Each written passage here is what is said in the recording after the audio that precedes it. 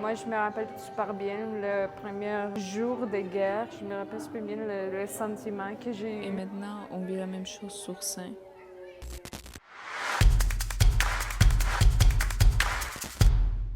Ça y est, c'est parti.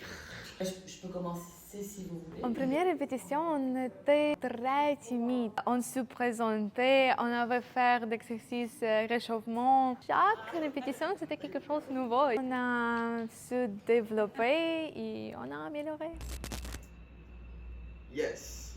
No. Il n'a pas compris. Encore, mais plus de détails. Je peux vous dire que chaque répétition, chaque fois, c'était vraiment le fun. J'ai tout adoré. J'ai vraiment appris beaucoup de choses. Pour la première fois, j'en ai fait du jeu clownesque, de la danse contemporaine, de la chante. Et c'est sûr qu'on est tous devenus de meilleurs comédiens. Et on a même eu la chance de nous faire des costumes. Je peux dire que j'ai vraiment senti comme un acteur de Hollywood. Il faut garder ce sourire intérieur. Sourire intérieur au niveau de... C'est possible, c'est faisable, c'est pas fantaisie. C'est pas... Ça, c'est quelque chose qui ouvre. Oui, oui. C'est difficile de travailler avec cette bande de jeunes hommes, il y en a, et beaucoup de jeunes femmes, parce que tout le monde a été très généreux. Papa, avant, on vivait avec une suspicion. Ça, faudrait qu'elle s'en Ouais, faut que tu t'avances. Il faut qu'on rentre dans les impros pour écrire le reste du spectacle. Ça marche? Oui. Cool.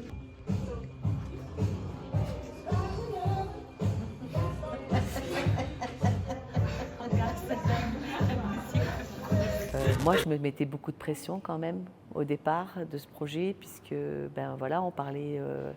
C'était un projet donc quand même qui touchait à la guerre, à ces questions dures. Donc c'est sûr que la plupart de ces jeunes ont quitté l'Ukraine récemment pour les raisons qu'on sait. Pour moi, c'était plus ça qui était difficile, de me dire comment on allait aborder ce sujet-là. Puis finalement, on l'a vraiment abordé d'ailleurs tout à la fin du parcours de création. Ça, c'est pareil. Je veux... Ouais, ça, c'est un bon visage. Je veux... Faites-moi peur. Très peur. OK? Et là, c'est Darina qui va donner le rythme. Comment le dragon, il va manger quelque chose. C'est bon, ça, avec la respiration.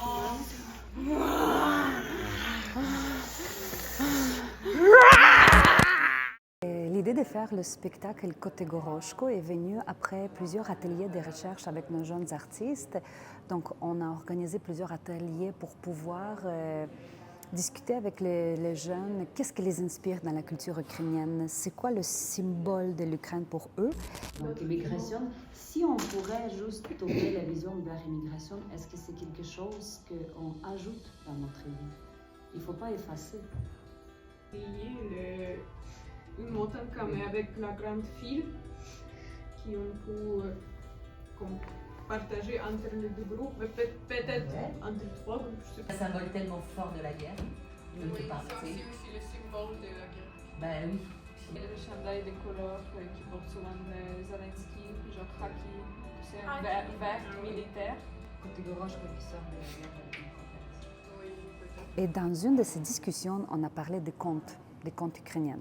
Puis nos artistes ont partagé quel conte pour eux était préférable, inspirant. Et c'est là qu'est sorti la conte ukrainienne Kotegoroshko. Et moi, j'ai tout de suite vu cette conte très représentante pour l'actualité de l'Ukraine aujourd'hui, parce que ça parle d'un dragon qui vient envahir le peuple, qui fait mal pour le pays. Donc, on a pris cette idée, puis on a commencé à créer notre spectacle autour de cette conte et improviser chaque moment de conte avec nos jeunes artistes pour amener l'actualité à travers de ces contes sur la scène. Dans notre spectacle Kotegoroshko, on pourrait retrouver des personnalités de chaque Ukrainien qui souffrent, qui vivent d'espoir, qui vivent de l'amour, qui vivent aussi du pain. J'aimerais vraiment remercier le théâtre Toxic Trottoir qui nous permet de raconter de l'histoire de nos héros ukrainiens. Et je pense que pour chaque Ukrainien, c'est une possibilité de garder dans la mémoire et dans notre souvenir qu'est-ce que ces gens-là fait pour la liberté et l'indépendance. On ne pensait pas qu'on pouvait haïr un peuple. Ouais. On vivait avec insouciance. Maintenant, on vit avec urgence. Vraiment, ça me stresse beaucoup parce que ça, c'est mon première fois sur le stand, en français encore. Je veux que tout ce qu'on a fait, le public va comprendre. La deuxième arrive, parce que libre de voter. Deuxième. Et on reste dans la Et là, on reste dans la position. Et...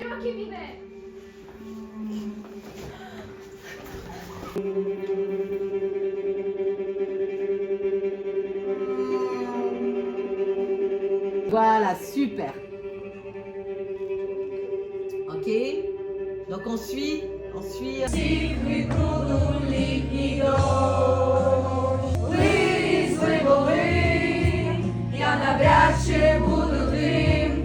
début, il y a beaucoup d'idées qui n'ont pas intégré dans l'histoire, mais j'aime la façon que nous faisons le scénario chaque jour pour arriver à un résultat final inimaginable.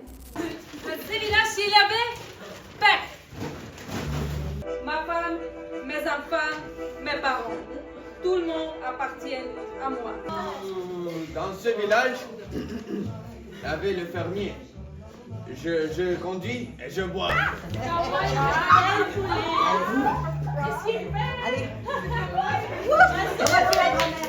Alors je crois que c'est notre mission ici avec Koty Goroshko de raconter c'est quoi les Ukrainiens ont passé, surtout les Ukrainiens jeunes, qu'est-ce qu'ils ont passé, qu'est-ce qu'ils ont senti et comment ça se passe maintenant et comment ça se passe notre chemin d'immigration et comment on se sent à l'intérieur de nous.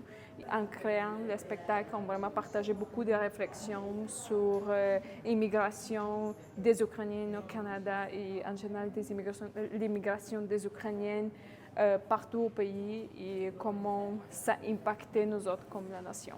Parce qu'ici, on parle comment c'était avant la vie et qu'on ne trouve pas maintenant. Donc, mettons, on essaie de transformer vos phrases. Tout d'un coup, la sirène va commencer. Donc, qu'est-ce qu'on fait quand la sirène commence? Je peux en dire c'est caché. Quand tu penses qu'il y a un petit bébé. Allez. Mais les gars, attends, tu vas aller prendre mon cellulaire.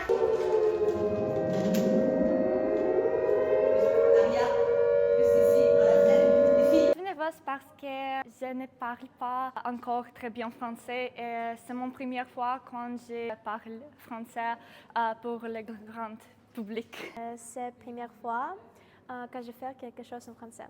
C'est pas la première fois que je joue sur la scène, mais c'est la première fois quand je me sens en confiance. Je suis en train de préparer, je ne suis pas vraiment stressé du tout. Mais c'est sûr que quand on arrive à la première, juste avant, je vais vraiment stresser, comme d'habitude. Ici, il y a deux qui prennent la parole, Alexandra et je ne sais pas ce qui a posé Anna. Et pendant qu'ils parlent, toi tu prépares déjà le foulard pour prendre. Il est déjà prêt dans tes mains et dès qu'il est sur le tir, et tu l'attends.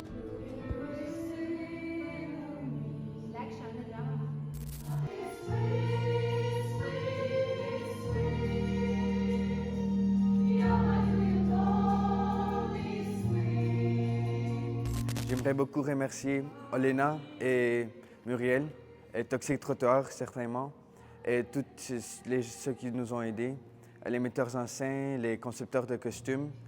Vraiment, merci beaucoup de ma part et de toute l'équipe.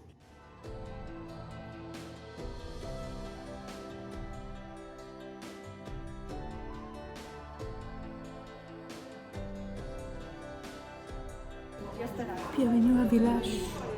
Le village était tranquille, mais le dragon est arrivé. Il va te manger si tu ne vas pas venir voir Koty Goroshko.